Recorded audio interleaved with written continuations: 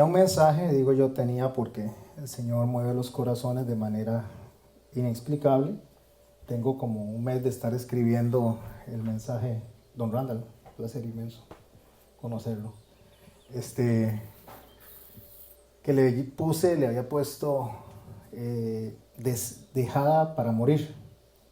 Y se trataba de Israel, se trataba de todo lo que va alrededor del capítulo 16 del libro de Ezequiel, donde Israel se encuentra en el desierto, o la figura de Israel en el desierto, y el Señor la rescata como una bebé que ha sido dejada con su placenta, o sea que ha sido tratada de abortar.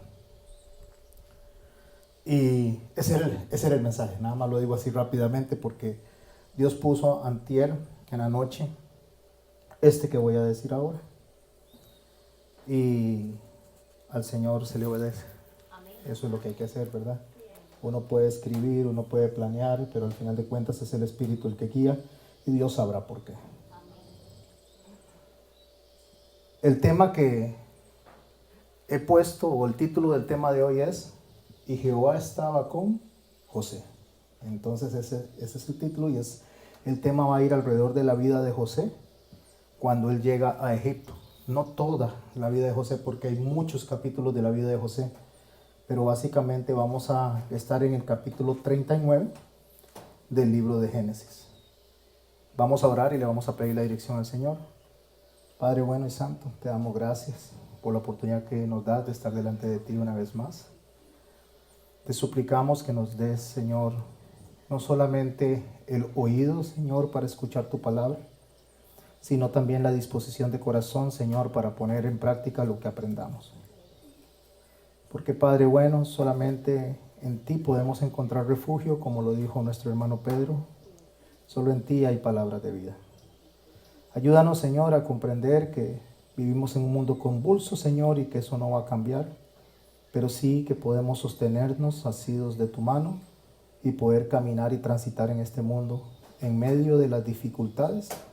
Lo mismo, Señor, que en los buenos tiempos, porque esta vida que es cíclica, que tiene tiempos buenos y tiempos malos, es ahí, Señor, donde nosotros aprendemos, nos modela, Señor, tu carácter, y podemos tratar en lo que podamos, Señor, esforzándonos para llegar a ser como tú, aunque no es posible, Señor, pero el esfuerzo es lo que nos pides, porque tú eres perfecto, tú eres santo, Señor. En tu santo nombre, Jesús, por el poder del Padre, Señor, y la dirección del Espíritu Santo. Amén. Quiero hablar de José esta mañana. Creo que desde el momento en que yo digo que voy a hablar de José, a todo el mundo se le viene a la mente el José del cual voy a mencionar, y por lo general se le conoce como José el Soñador. La historia de José es bastante amplia. La empezamos a leer en el capítulo 37 del libro de Génesis. Pero vamos, como le digo, a concentrarnos en el capítulo 39. Del capítulo 37 de Génesis solamente quiero leer el verso 1 y 2. Dice la palabra del Señor: habitó Jacob en tierra donde había morado su padre, en la tierra de Canaán. Esta es la historia de la familia de Jacob, José siendo de edad de 17 años. Hasta ahí quiero tomar del capítulo 37. Repasar mentalmente, rápidamente, cómo los hermanos se sienten celosos de él porque él tiene unos sueños donde ellos se ven postrándose delante de él, incluso su padre postrándose delante de él. Eso les trae celos, aparte de que su papá lo atendía a él como una persona muy especial dentro de la familia. Le dio una túnica que representaba realeza. Lo veía a él por sobre los hermanos, no solo con más amor, sino que en una mejor posición. Eso despertó el celo, o los celos de los hermanos, y decidieron venderlo cuando tenía 17 años. ¿Por qué quise ir ahí? Después viene toda la historia de la venta de él, cómo lo venden a los madianitas, y llega a Egipto. Cuando él llega a Egipto, llega a la casa de Potifar.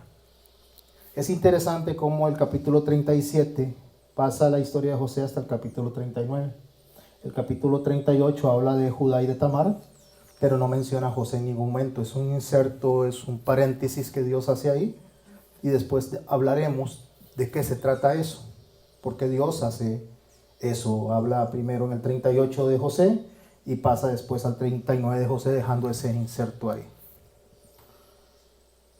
Después dice el capítulo 39, el verso 1, que cuando ya lo venden a él, y es donde me voy a enfocar a partir de ahora en este capítulo: llevado pues José a Egipto, Potifar, oficial de Faraón, capitán de la guardia, varón egipcio, lo compró de los ismaelitas que lo habían llevado allá. Vamos a hacer una pausa acá. José tenía 17 años. Lo venden los madianitas como esclavo a Egipto. Llega a la casa de Potifar, que es donde nos estamos ubicando acá. En la casa de Potifar José vive 11 años, sirve 11 años a Potifar. Después viene y se da un acontecimiento desagradable para él, que lo vamos a estudiar hoy, y lo meten a prisión 3 años. Luego sale para tomar posición en la casa de Faraón, como el segundo del Faraón, y durante 7 años gobierna en abundancia, y después, al segundo año de la escasez, es cuando su familia regresa. Por lo tanto, su papá lo deja de ver a los 17 años y lo logra ver 23 años después, cuando tenía 40. A veces se ve muy rápido cuando uno lo lee, pero cuando uno estudia a profundidad, uno se da cuenta realmente que pasó bastante tiempo, y aparte de que pasó bastante tiempo, que ya no era un jovencito. Por lo tanto, no solamente era difícil de reconocer cuando los hermanos llegaron por la apariencia que tenía, porque lucía como egipcio, completamente rapado, las cejas tatuadas, porque los egipcios se rapaban todo, hasta el último vello del cuerpo, por un aspecto cultural de limpieza. Y lo que se ponían era que se tatuaban las cejas y se tatuaban los párpados. Ellos eliminaban totalmente todo. Entonces él lucía como egipcio. No lo iban a reconocer luciendo así, menos que tenía 40 años, de 17 a 40. Eso es más adelante, ya cuando ellos llegan a la casa de José, estando él en Egipto, los hermanos, muchos años después. Pero vámonos aquí cuando él entra a Egipto. Dice que llega a la casa de Potifar, oficial del Faraón, capitán de la guardia, varón egipcio. Mis hermanos, es interesante cuando nosotros vemos ciertas palabras en la Biblia y no les ponemos atención, nos perdemos de la riqueza del texto bíblico. La mayoría de la gente lo lee por encima y no piensa en lo que está dentro de cada una de las palabras expuestas por Moisés, escritas ahí. De hecho, hay gente que menciona desde el púlpito cosas que ni siquiera están en la Biblia, como si fueran en la Biblia, porque no hay un estudio profundo.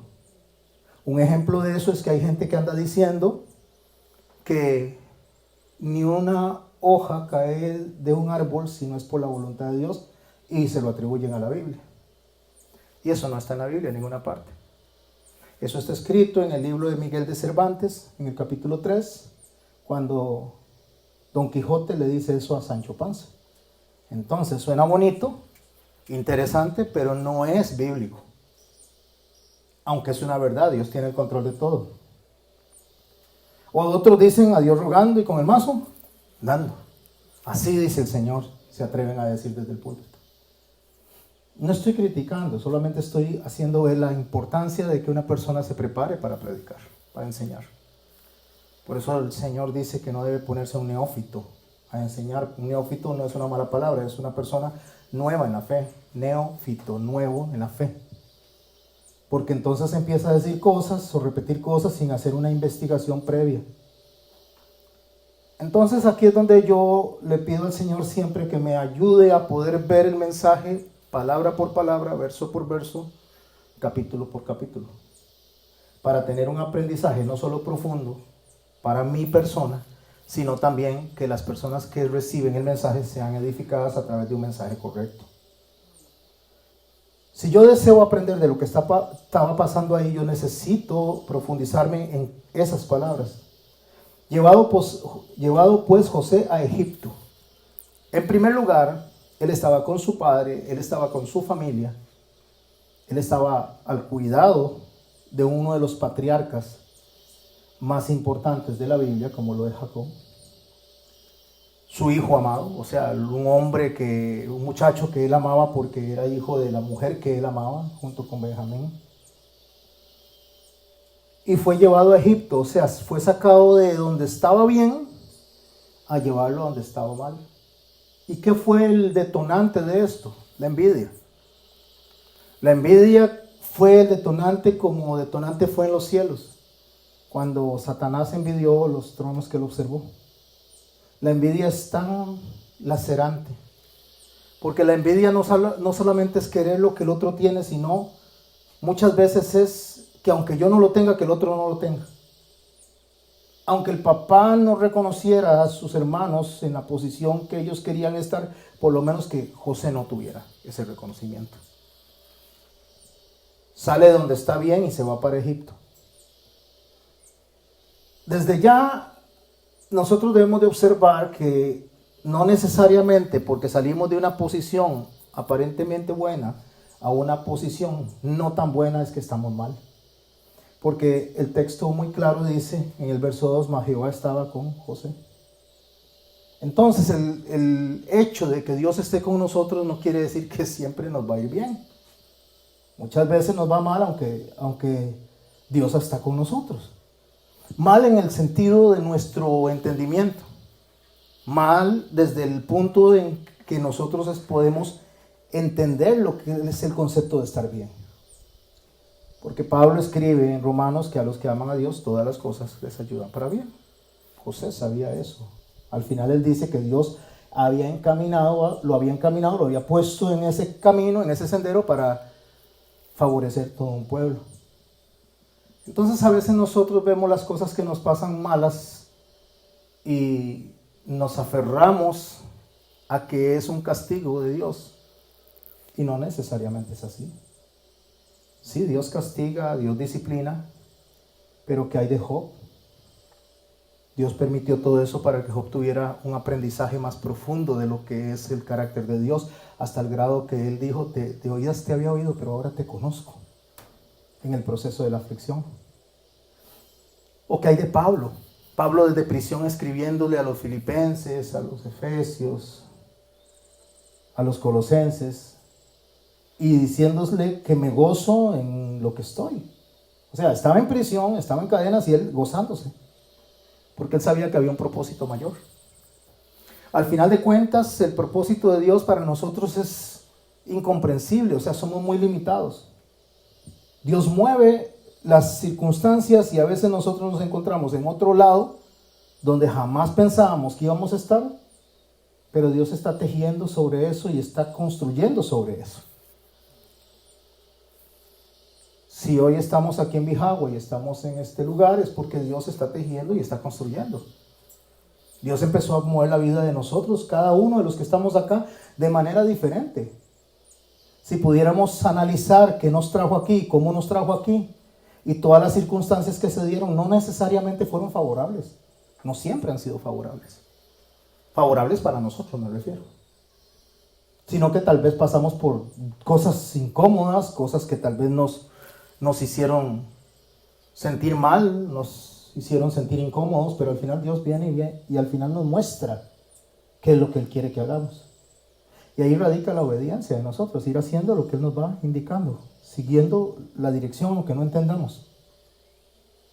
No retrasando lo que Dios tiene para nosotros, y eso fue lo que hizo José. Salió de ese lugar y fue llevado a Egipto, a la casa de Potifar. ¿Por qué deseo que le prestemos atención a eso? Porque Potifar significa dedicado al sol. Ese es lo que significa ese nombre, dedicado al sol.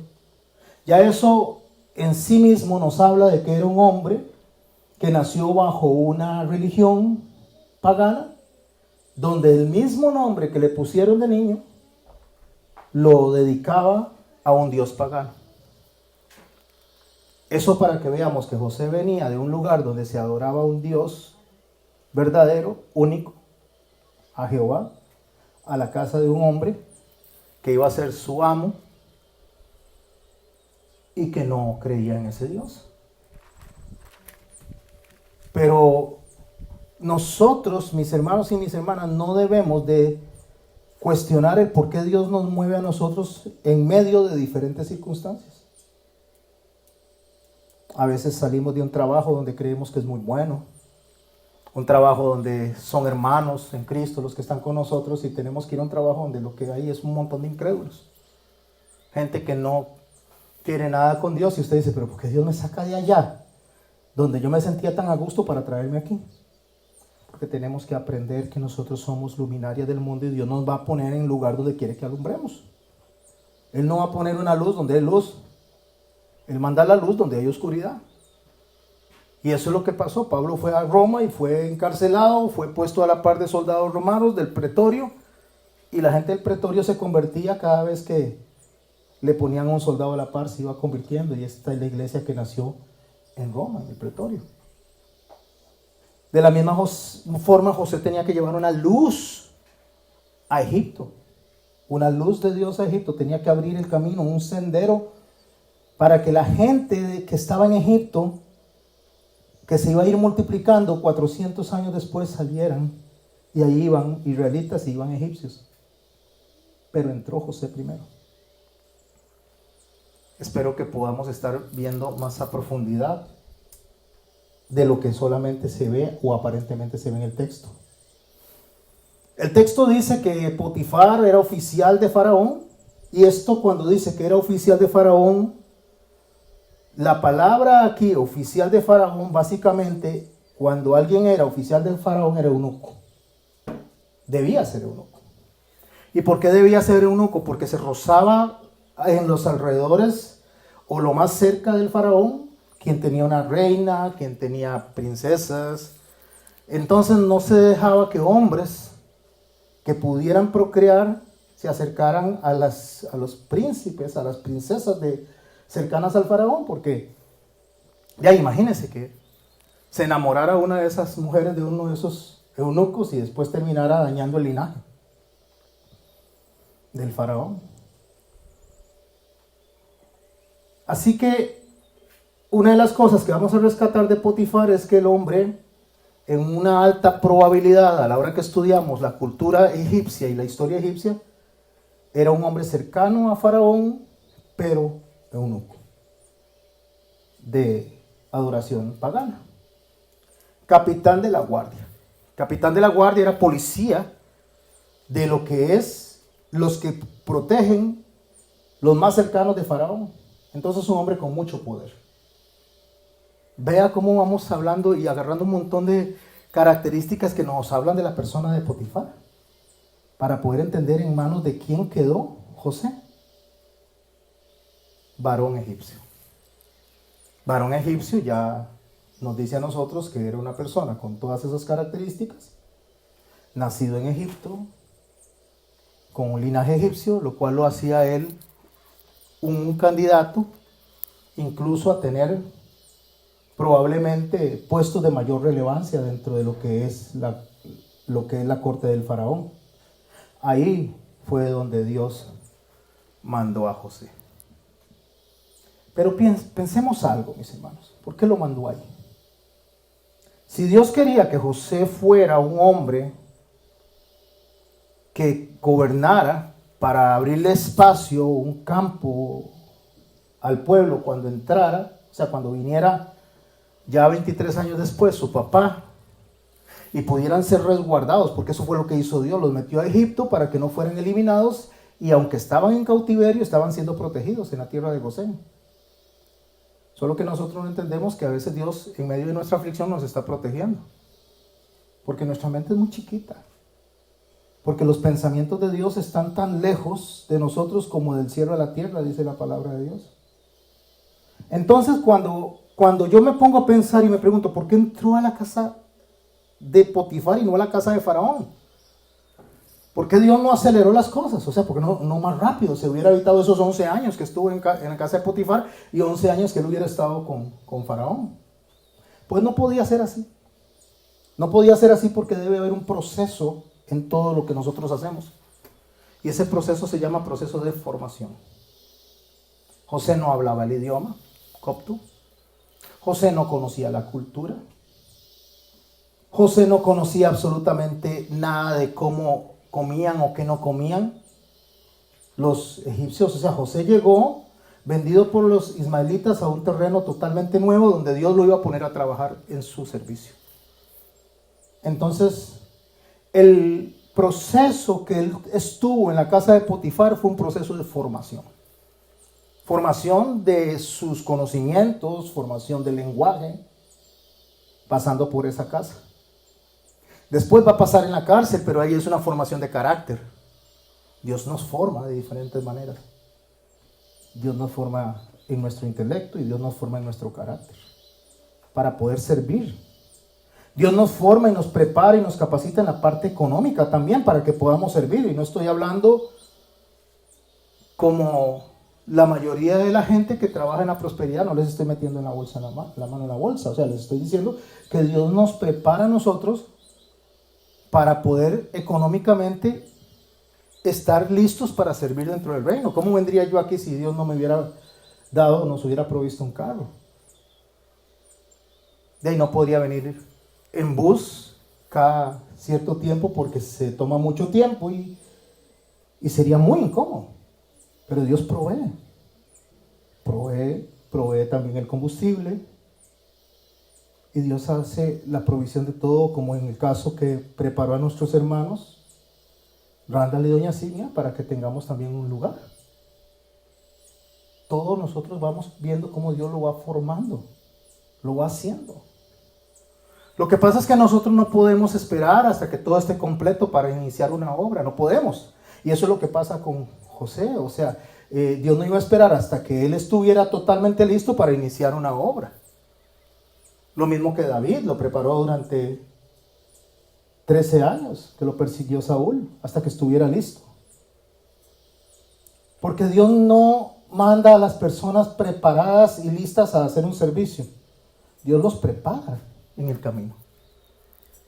Dios capacita a las personas en el camino. Y eso justamente fue lo que hizo con José. Y vean lo que dice el verso 2, mas Jehová estaba con José, que es el título que tenemos hoy.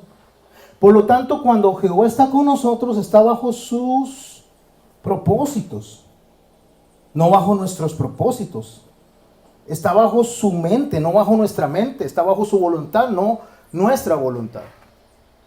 Nosotros podemos gritar y querer quitar algo de nuestras vidas y Dios puede que no lo quite. Como le pasó a Pablo y le dijo, bástate mi gracia. Pero nos forma y nos madura a caminar con eso, para poder servir dentro del propósito que Él tiene para nosotros. Si yo le pregunto a cada uno de los que están acá o a los que me oyen, ¿cuál es el propósito por el cual ustedes están aquí? Tal vez ni lo sepan, tal vez tengan una idea. Bueno, yo estoy aquí por el propósito de servir al Señor, estoy por el propósito de cantar, como en el caso de Cheney, yo estoy por el propósito de servir en la parte del audio junto con Johnny. Esas son nuestras ideas. Eso es lo que nosotros creemos, pero Dios ve más allá de nosotros. José podría ser que le preguntaran en ese momento, ¿y cuál es su propósito? Servir en la casa de Potifar. Aquí es donde Dios me mandó, este es el reto que Dios me puso y yo estoy en la casa de Potifar para el servicio de Jehová. Sí, es cierto, pero no era la meta. Era solamente un punto intermedio en el camino que José estaba. ¿Cuál es su camino intermedio? ¿Por dónde ha pasado doña Carmen en su vida para llegar acá? ¿Y qué falta todavía?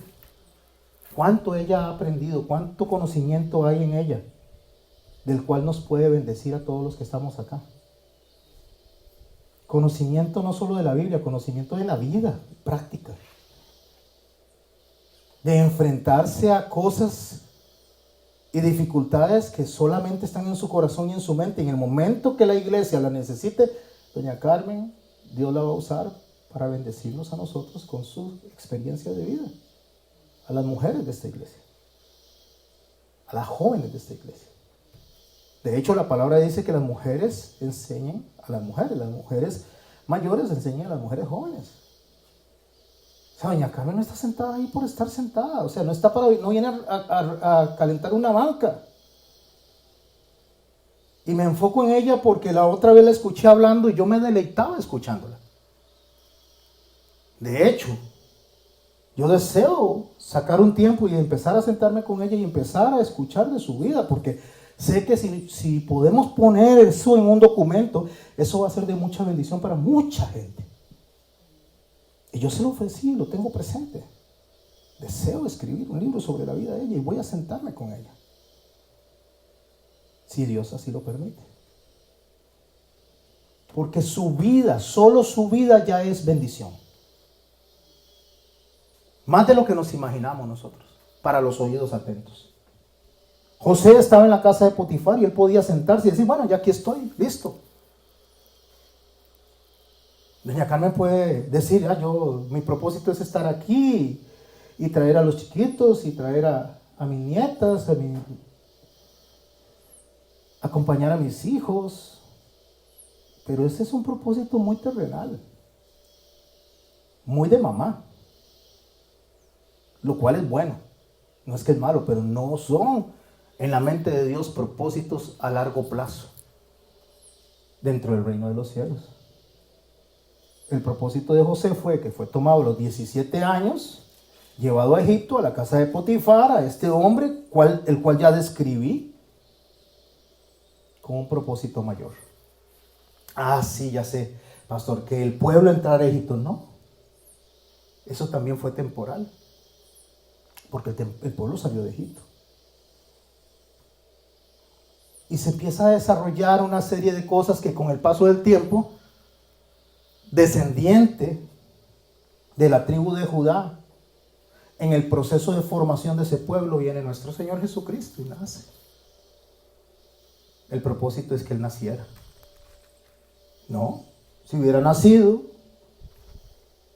solamente, no hubiera sido nuestro Salvador. No, es que el propósito es que muriera en la cruz. No, tampoco. Si Él nace y muere en la cruz, como mucha gente lo anda en una cruz colgando ahí y adoran a un Dios muerto, y nosotros no tenemos un Dios muerto, tenemos un Dios vivo. La cruz está vacía ahí. Y quien ande a una figura diciendo que es Jesús colgado en la cruz, adoran a un Dios muerto. Y nosotros adoramos a un Dios vivo. ¿Quiere tener una cruz? Cómprala, no importa, téngala, pero sin el cuerpo de ningún muerto colgando. Porque adoramos a un Dios que dejó una cruz vacía. Porque cuando Él resucita, se cumple el verdadero propósito. Porque vana sería nuestra fe si el Señor no hubiera resucitado, dice Pablo. Entonces José entra a la casa de este hombre, Potifar, está ahí con un propósito mayor que ni él mismo está entendiendo. Y por eso la palabra dice, mas Jehová estaba con José. Si yo le pregunto a usted, ¿está Jehová con usted? ¿Qué diría? Amén, ¿verdad? Estoy segura, dice el camino. Debemos de tener esa convicción. ¿Para qué? No sé. Pero sí está con nosotros. Así que todas las circunstancias que nos rodean no deberían de hablarnos a nosotros. Porque las circunstancias podrían parecer adversas. O sea, exteriormente parecía que Jehová no estaba con José, porque estaba esclavo en la casa de Potifar. Pero interiormente sí, estaba con José, o sea, en el espíritu. El problema es que nosotros nos preocupamos más hacia afuera que hacia adentro. Nosotros estamos más ocupados de la apariencia que realmente de lo que hay en el interno de nosotros.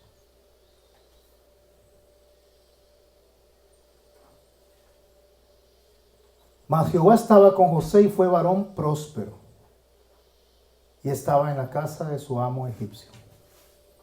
próspero. Lo echaron a una cisterna. Lo vendieron. Le dijeron a su papá que lo habían comido unos animales. Durante 23 años sostuvieron esa mentira, imagínense. 23 años haciéndole creer a su papá que José estaba muerto. Oyendo a este hombre llorar, orar, en una tristeza durante tantos años, y ninguno se dignó a decirle: no, papá, mira, él debe estar vivo. No, eran tan pillos que no le importó lo que el papá estaba sintiendo. No se atrevieron a decirle lo que había pasado.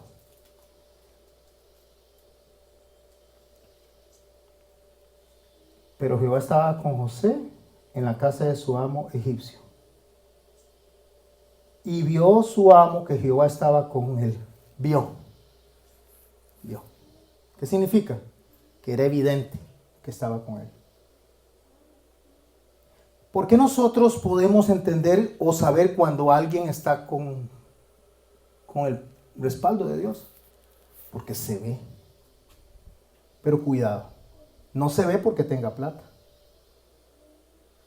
No se ve porque tenga una casa grande. No se ve porque tenga un carrote.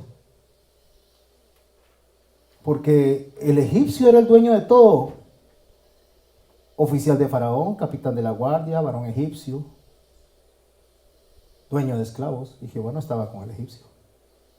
Jehová no estaba con Potifar. No significa que su abundancia material era la que hablaba del respaldo que tenía de parte de Dios.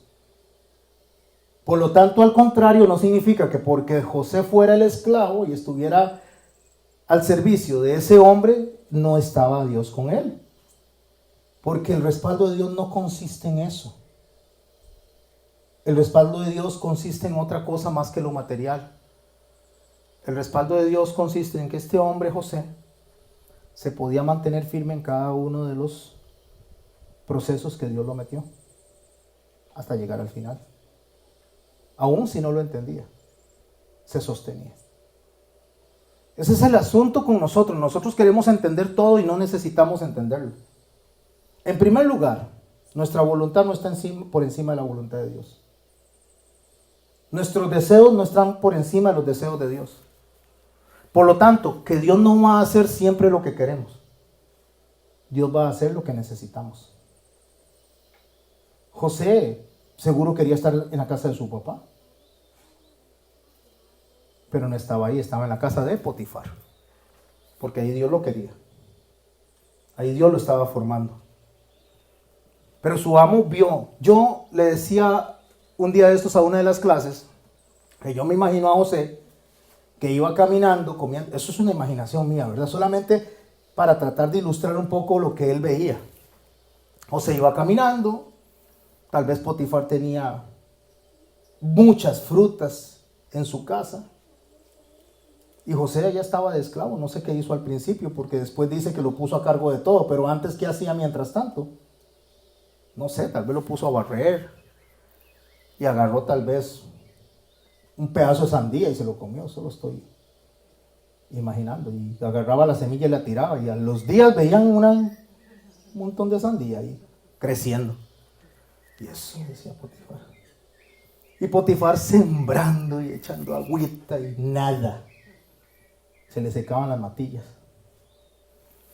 O tal vez en algún momento, dice que en Egipto habían ajos y habían rábanos, lechugas también dice.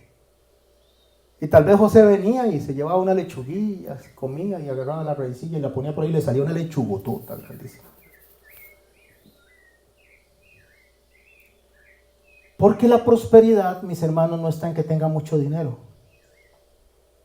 pero sí está en que usted logra ver cómo Dios le bendice en lo que hace. Yo conozco una persona muy cercana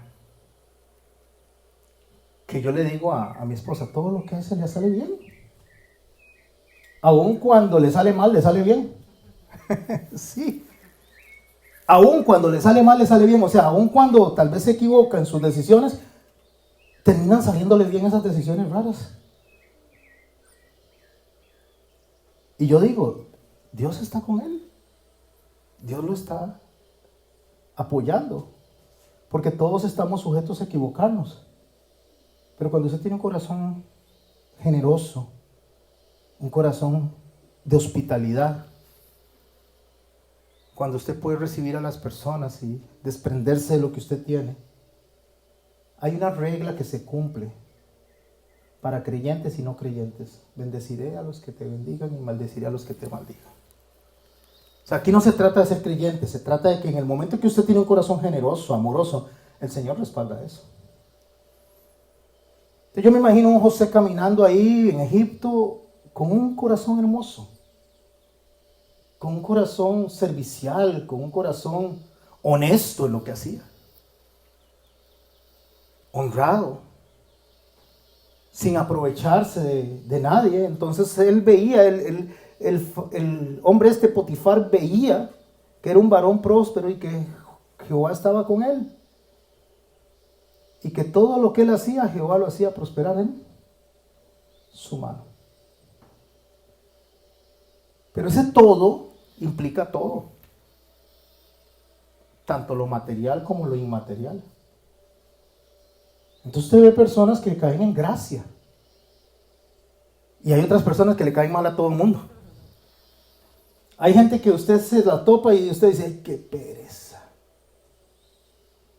Y hay gente que usted dice, ¡ay, ¿por qué no viene a visitarme? Venga a mi casa y pasa horas, horas y horas de hablando con esa persona. Yo les hablaba de doña Carmen. Doña Carmen es una persona muy fácil de amar. Todos son fáciles de amar, pero ella es muy fácil de amar. Es una persona que siempre está preocupada por algo, que si queremos algo, que si necesitamos algo. Anda jalando cositas. Es un corazón lindo. ¿Hay alguien que esté en contra de lo que estoy diciendo? ¿Le parezca diferente, verdad que no? Es un corazón lindo, hermoso. Se aprende mucho. Yo me paro aquí a predicar, pero yo predico la palabra de Dios, pero usted puede aprender de las personas. Usted puede aprender su forma, cómo proceden, cómo actúan, cómo responden. Ayer hablábamos en una prédica que no ha subido, no sé por qué, ahora la reviso por si la quieren oír calladito, es más bonito. Porque a veces nosotros definitivamente hablamos más de la cuenta. Y cuando nosotros hablamos más de la cuenta, marcamos más de la cuenta. Y nosotros debemos de aprender a ser un poquito más equilibrados entre nuestro hablar y nuestro accionar. Nos pusieron ¿cuántas bocas? Una. ¿Y oídos? Dos. Imagínense que nos hubieran puesto 2 bocas y un oído. Si eso es con una que tenemos. Ahora si tuviéramos 2. Es más, una boca se pelea con la otra seguramente. Todo lo que hacía José prosperaba porque Jehová lo hacía prosperar en su mano. Así dice el verso 4, halló gracia en sus ojos y le servía. O sea, ¿halló gracia cómo? Bueno, podríamos decir que Potifar era interesadito, ¿verdad? Porque si le hubiera ido mal, ni siquiera lo al saber. Pero como le iba bien, entonces dice, no, yo a este lo voy a poner al frente. Aquí yo quiero hacer una pausa. Recordemos que él está en un proceso de formación. Va a estar en la casa de Potifar 11 años, ahí aprende el idioma, ahí aprende la cultura. Potifar era un hombre sumamente cercano al faraón. Así que creer que era la primera vez que sabía Faraón de José cuando llegó a revelarle el sueño, sería un poco ingenuo de nosotros. 11 años con un capitán de la guardia suyo. 11 años en la casa de un oficial de primera línea de Faraón. ¿Usted no cree que en alguna oportunidad Potifar hablaba con Faraón y le decía, vieras que en mi casa hay un hebreo que me va bienísimo con este? ¿De verdad? Sí, claro, que me va bien. Todo lo que le doy lo administra bien. Claro, a veces no nos entendemos porque él habla hebreo y yo hablo copto. Entonces a veces como que medio nos torcemos ahí en la comunicación. Son 11 años, mis hermanos y mis hermanas. No lo tomemos a la ligera. 11 años en la casa de Potifar. Halló gracia a sus ojos, dice, y le servía, y le hizo mayordomo de su casa. O sea, mayordomo es casa, y mayor es arriba. El que está más arriba de todos, el que está en la mejor posición. No iba a saber Faraón de eso. De que había un hombre que estaba bajo la administración de toda la casa de su capitán de la guardia, el que lo protegía. Por eso a nosotros a veces los textos se nos hacen incomprensibles, porque no alineamos todo esto. Y entregó en su poder todo lo que tenía. Esa palabra todo, ¿qué significa? Todo. Solo él le dijo a esta mujer, a la esposa de Potifar, que lo único que le había dicho era que ella era lo único que no se le había sido entregado a él. De ahí en fuera todo le fue entregado bajo su administración. Pero aconteció, dice el verso 5, desde cuando le dio el encargo de su casa y de todo lo que tenía, Jehová bendijo la casa del egipcio a causa de José. ¿Por qué lo bendijo? Por José. Muchas empresas son bendecidas por los hijos de Dios que trabajan en esas empresas. Los hijos de Dios verdaderos, ¿verdad? No los farsantes. Muchas familias son bendecidas porque alguien está dedicado al servicio de Dios. Y cuando digo al servicio de Dios, no necesariamente dentro de una iglesia, estoy hablando de su testimonio, su vida. Y lo bendecía sobre todo lo que tenía, así en la casa como en el campo. Verso 6, y dejó todo lo que tenía en mano de José, y él no se preocupaba de cosa alguna, sino del pan que comía, y era José de hermoso semblante y bella presencia. No se preocupaba de nadie, de nada, absolutamente, Poti. Y de vez en cuando, si quería comerse algo, le mandaba un WhatsApp ahí, le decía, mira, pásame un simpe para ir a comprar al súper. Bueno, no había simpe ni había súper, pero sí sabemos que estaba a cargo de todo. No se preocupaba de nada, absolutamente de nada. Estaba a cargo de todo este hombre. Pero dice que era de bella presencia. Entonces decimos, ay, el Señor, claro que sí, es que el Señor bendice a los guapos. Era hermoso, ¿sí? Entonces el Señor tiene en alta estima a los hermosos. No.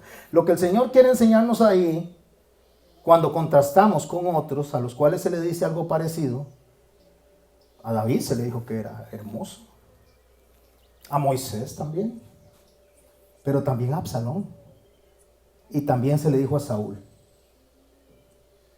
Así que la hermosura no está ahí como para que digamos, ay, sí, la bendición es de los guapos.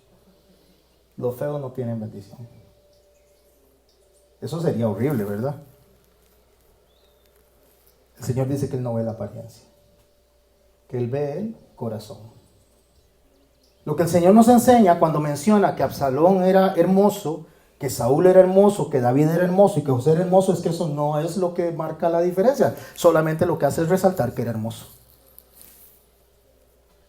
Pero sí, en este texto nos va a ayudar a nosotros a entender lo que perjudicial que era que él fuera hermoso en la casa de un hombre que era eunuco, al cuidado de todas sus cosas.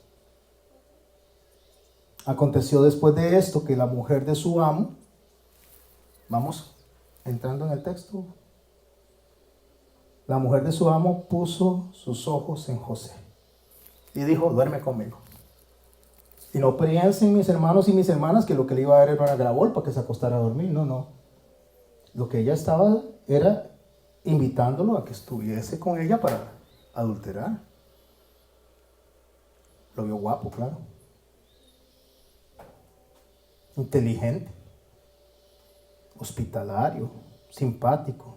Bueno, no sé cuántas cualidades tenía ese muchacho. A ese momento ya ibas por los 11 años. Le sumamos 17 que tenía. ¿Cuántos años tiene? 28.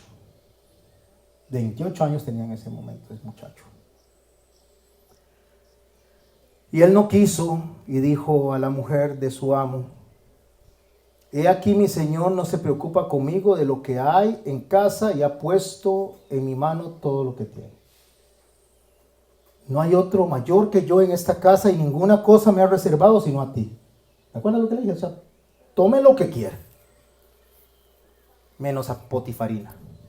No sé cómo se llamaba, entonces le voy a decir Potifarina. Tome lo que quiera, menos a Potifarina.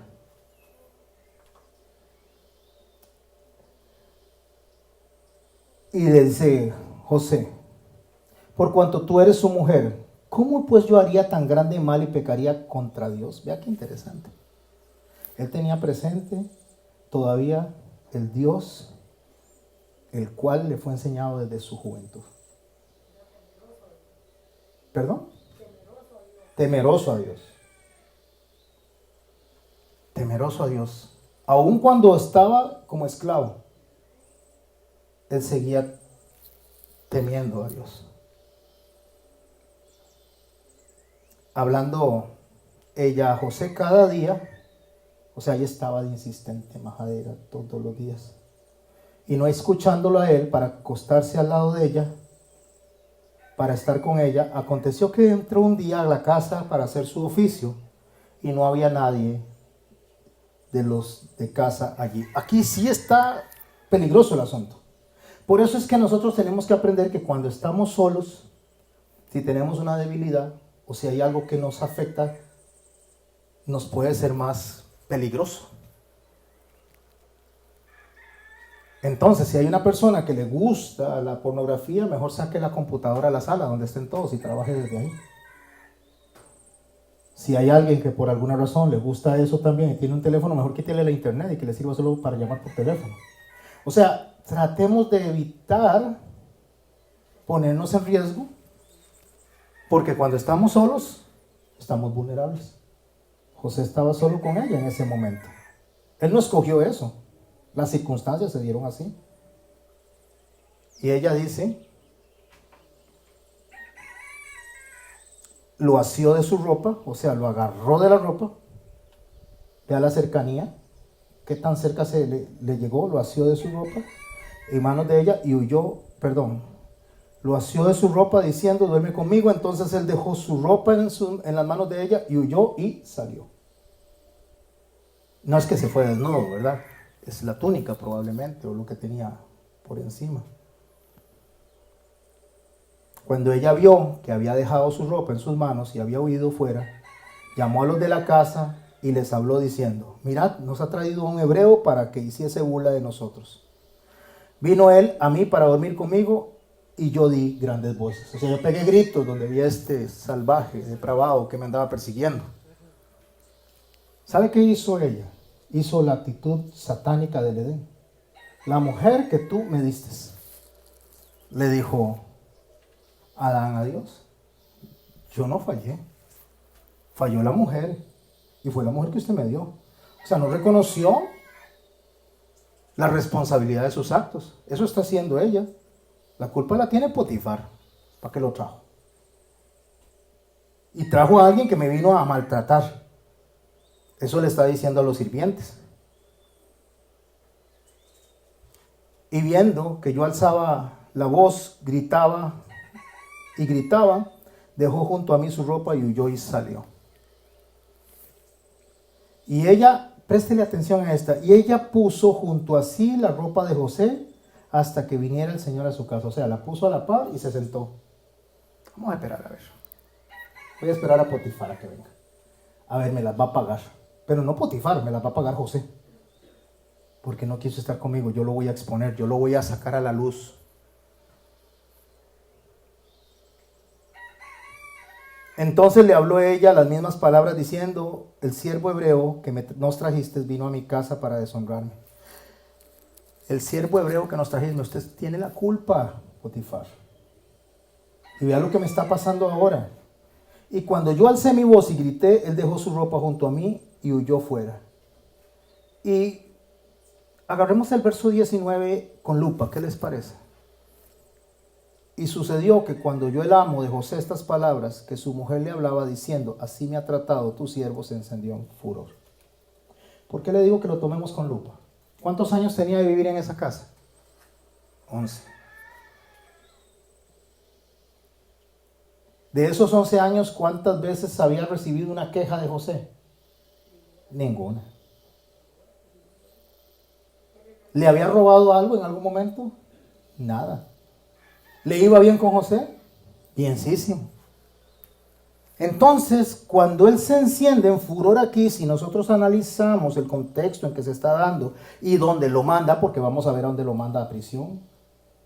Capitán de la guardia, cercano del faraón, hombre dedicado al sol, o sea, un hombre dedicado a los dioses egipcios, una persona con la autoridad y el poder que tenía Potifar, no lo pudo haber matado inmediatamente. Por supuesto que sí. ¿Y por qué no lo mató entonces? ¿Será que no le creyó? ¿O será que sí le creyó? Aparte del propósito de Dios, él le está creyendo a José.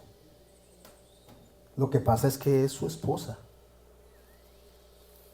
Y en la cultura egipcia, él no podía irse a favor de un hebreo contra un egipcio.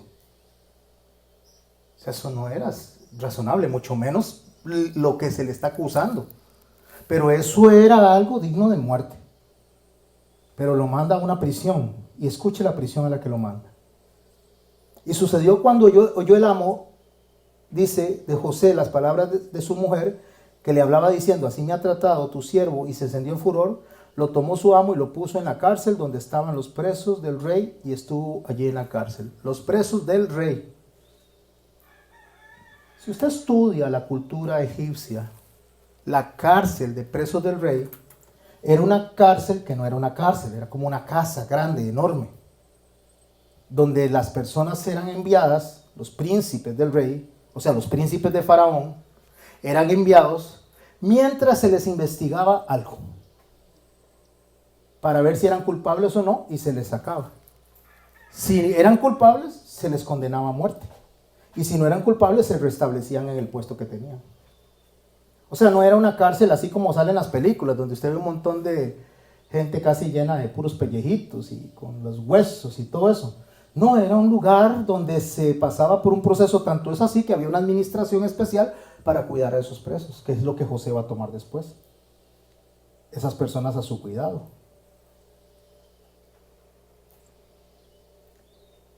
Ahí lo mandó a la cárcel donde estaban los presos del faraón, pero dice el verso 21, pero Jehová estaba ¿con quién? Con José. Jehová estaba con José. Pregunta, mis hermanos y mis hermanas. ¿Le estaba yendo a José bien en ese momento? A nuestros ojos no, ¿verdad? Pero Jehová estaba con él. Y le extendió su misericordia y le dio gracia a los ojos del jefe de la cárcel. Y el jefe de la cárcel entregó en la mano de José el cuidado de todos los presos que había en aquella prisión. Escuche el cuidado, ¿verdad? De los presos, porque él tenía que ver y velar por esas personas hasta que fueran acusadas formalmente como culpables o fueran indultadas. No necesitaba atender el jefe de la cárcel cosa alguna de las que estaban al cuidado de José, porque Jehová estaba con José y lo que él hacía prosperaba en su mano. Para cerrar esta charla de hoy, repasemos así velozmente. 17 años, produce envidia en los hermanos vienen y lo envían a él a Egipto. En Egipto viene, lo toma Potifar, 11 años, aprende la lengua, aprende la cultura, aprende la administración egipcia y después cae a la cárcel. Mientras tanto fue formado en inteligencia, fue formado en sabiduría en la casa de Potifar y después en carácter es formado en la cárcel. Después vamos a hablar de eso la próxima quincena, del tiempo que estuvo en la cárcel. Pero mis hermanos y mis hermanas, aquí tenemos un hombre esclavo libre. Porque está esclavo y es libre porque Jehová está con él. Pero en la casa de Jacob tenemos 11 hombres, 10 de ellos esclavos, porque Benjamín no, los otros eran esclavos de sí mismos, que parecían estar libres. O sea, supuestamente estaban libres, pero ¿qué eran? Esclavos. Esclavos de la amargura, esclavos de la vergüenza, esclavos de la culpa. José estaba en prisión, aparentemente esclavo, pero era un hombre libre, espiritualmente libre. Yo pienso, cuando veo este texto y pienso en las personas que durante la pandemia, y en particular en personas que conozco, perdieron prácticamente todo, aparentemente. ¿Por qué perdieron prácticamente todo? Porque lo que perdieron fue muchas cosas que ni siquiera les pertenecían. Cosas que le pertenecían a los bancos, cosas que le pertenecían a cooperativas, cosas que materiales, pero que tenían esclavizada a la persona mes a mes para sacar adelante esas deudas. Hoy no tienen las deudas, están libres. Entonces, mis hermanos, lo que a nosotros nos pasa de alrededor no necesariamente es malo. A nuestros ojos es malo, muchas veces es bueno. Porque es mejor comerse un platito de arroz y frijoles libre que usted estar en un hotel debiéndolo todo. Las deudas son esclavitud.